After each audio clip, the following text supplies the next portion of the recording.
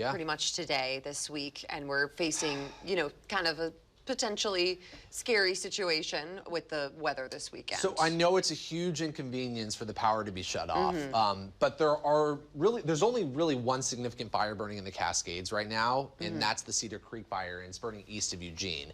We don't want other fires to break out in the Cascades while this wind is ramping up or taking place. So by the way, I was just looking at infrared satellite imagery, and this is a look at the hotspot detection of the Cedar Creek fire in eastern Lane County.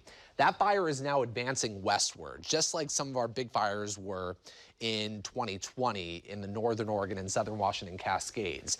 So what we are expecting is for the fire smoke to be pouring westward into the southern Willamette Valley, essentially, and out toward the coast. So that's why we're pretty confident that there's going to be air quality issues, and an air quality advisory has been posted from the central coast all the way into central Oregon into Deschutes County to highlight the poor air quality expected through at least Saturday morning. And there's also an air quality advisory posted for Umatilla, Union, and Wallowa counties because the Double Creek fire is one of the big concerns up in that part of the state.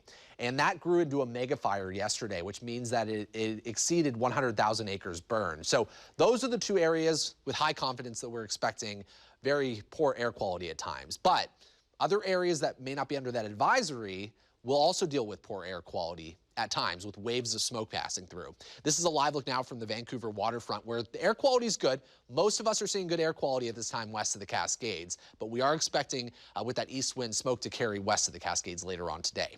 Temperatures are in the 40s and 50s along the coast, 50s and 60s inland, and most of you in central and eastern Oregon are starting off in the 30s and 40s because very dry air is in place.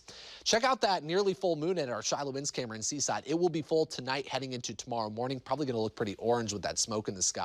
It's currently 50 degrees in Seaside. So what we're expecting today is areas of smoke, much warmer conditions along the coast with that east wind kicking in. Highs will end up in the low to mid 80s. Our western valleys will deal with warmer conditions as well, hazy to smoky skies. A windy day is on tap with gusts up to 35+ miles per hour, and highs will make it into the 80s and low 90s. The gorge, the west end of the gorge, will see the strongest of the wind today, at least in the lowest elevations, with highs topping out in the low to mid 80s. Gusts could exceed 45 miles per hour. The Mount Hood area, exposed mountain slopes, could see wind gusts in the ballpark of 40 to 60 miles per hour with highs in the 60s to the low 80s in the foothills. Central and eastern Oregon, get ready for a breezy day with some areas of smoke. Highs will make it into the 70s and 80s. So I think the warmest weather will occur west of the Cascades today because of that offshore wind that really dries out our air, and the wind going down the mountain slopes compresses the air. Compressional heating causes us to warm up. So expect warm to hot conditions the next couple of days with areas of smoke and high fire danger. We'll start to trend back down in terms of temperatures Sunday and Monday, and also the fire danger will lower Sunday and Monday. Highs dip into the 70s rather for most of next week.